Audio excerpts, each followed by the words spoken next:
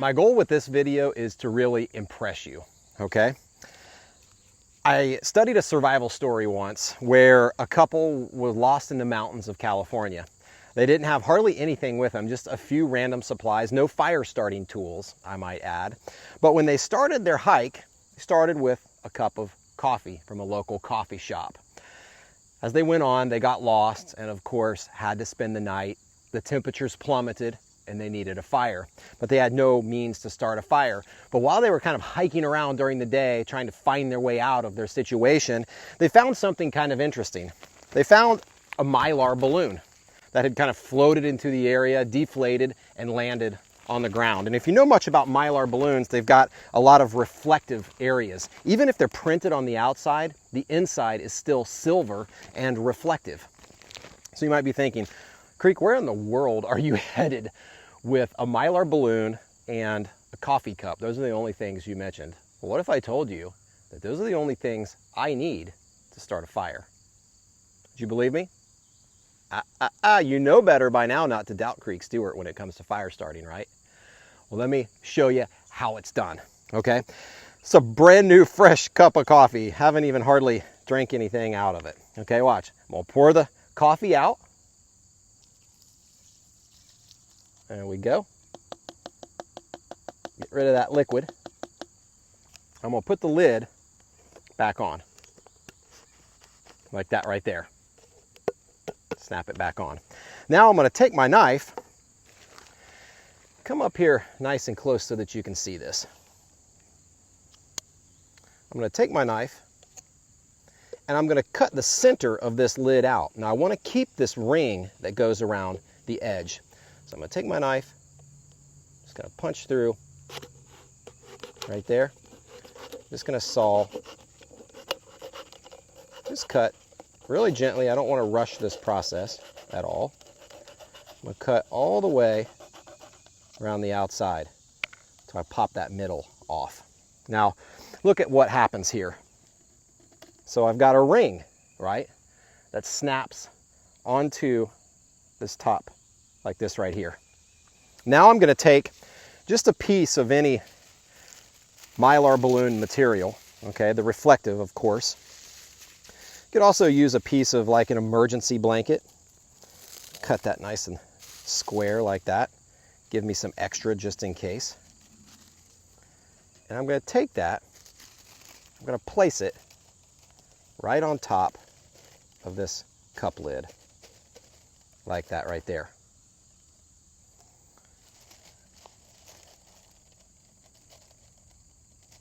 I'll pull it over just a little bit so I've got a lot of the smoothest part of that right in the middle of that lid. Now I'm going to snap the lid to this cup right back on, okay?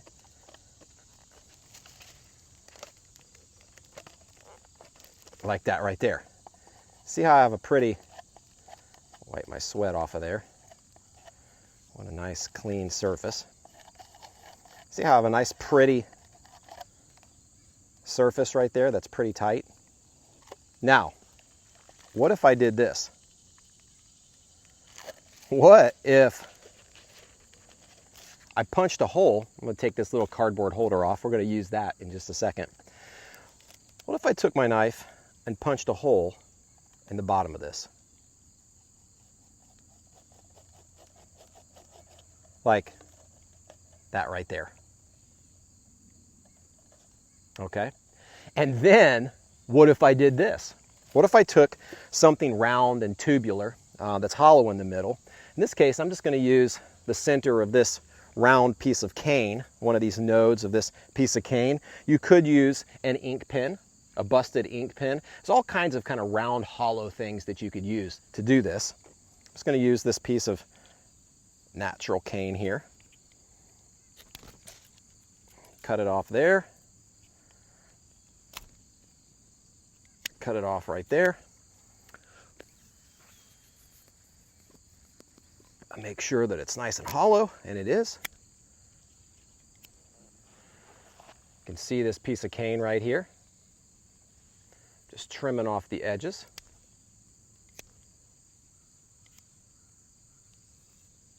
Got a little bit of a sheath on the interior there. show you that I can blow through it.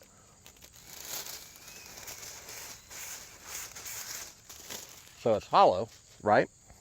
Now what I'm gonna do is I'm gonna take this piece of cane, I'm gonna push it right into that hole. Now, what if I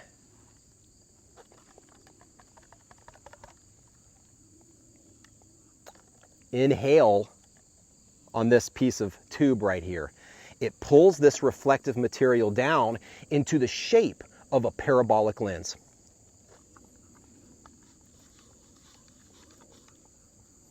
But as it is right now, I have to constantly be pulsing it in. And when I do, it changes that parabolic lens every split second. So what I need to do is I need to create a seal around that piece of cane so that I don't lose any air when I'm inhaling that air to draw that parabolic lens. Now, to do that, what I'm going to do is I'm going to go over to the edge of the pond. You could use any kind of natural source for this. I'm just going to grab a little bit of mud. I'm going to smear it around there and seal that little tiny gap around this piece of cane. Why don't you come over here with me?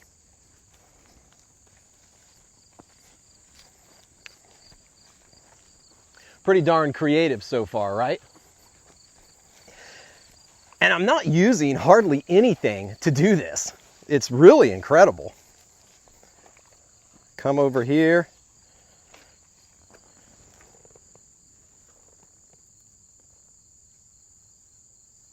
Just going to the edge of the pond here. Get a little bit of this mud.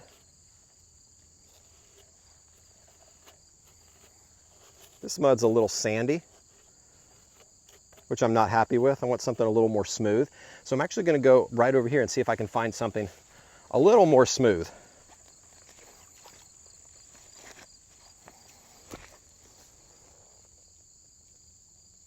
There we go. This is a little more smooth. Check out what I'm doing here. I take it, seal it right around the edge of that.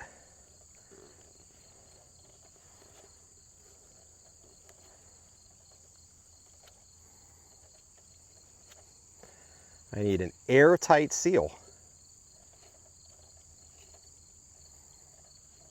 Now I'm going to spit on it so that I can kind of just smooth it up a little bit.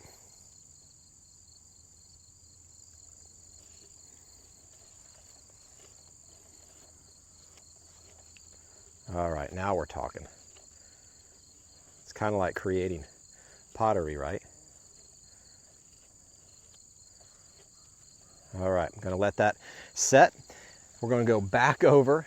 We're going to create our tinder for us to see if we can't turn this into a parabolic lens for fire starting.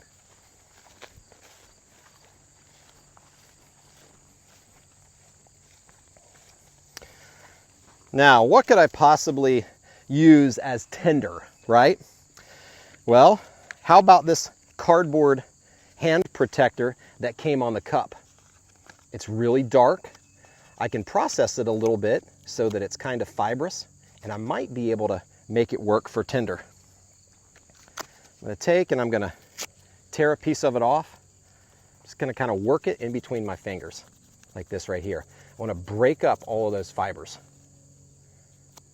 See how I'm breaking those fibers up? Exposing those fibers a little bit. I love those dark areas, because as we know from previous lessons, the color black absorbs the heat faster and with more intensity than any other color. So I love those really dark areas, like that right there. Just want to expose this just a little bit more. Break this stuff up as best as I can.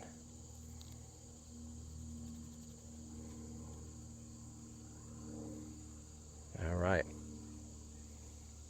All right. So that's what I'm going for right there. Okay. Now I need something to hold it with. To do that, I'm just going to cut another piece of this cane.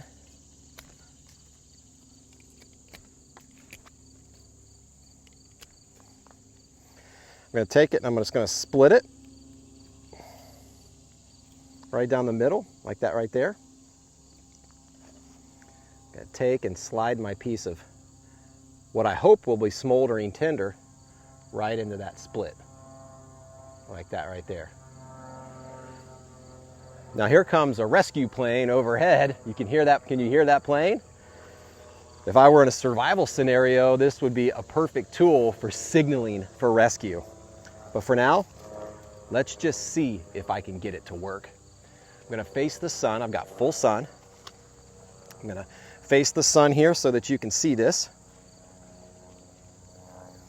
And as I draw in, I want you to really take a look at what happens in this mirrored section right here.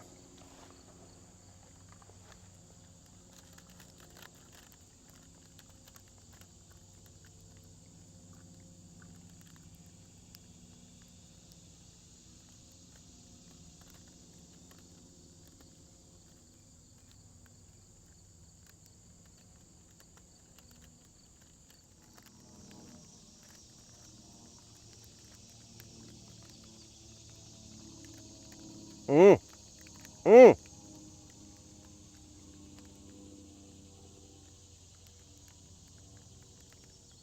Mm. Mm. Mm. Mm.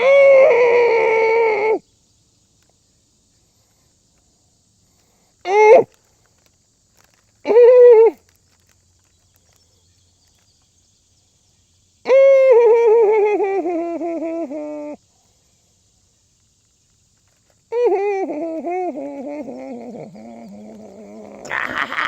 Sucker! Look at that, man! Come on, baby. Oh, check that out. Get in on this. Get in on that. Look at that ember.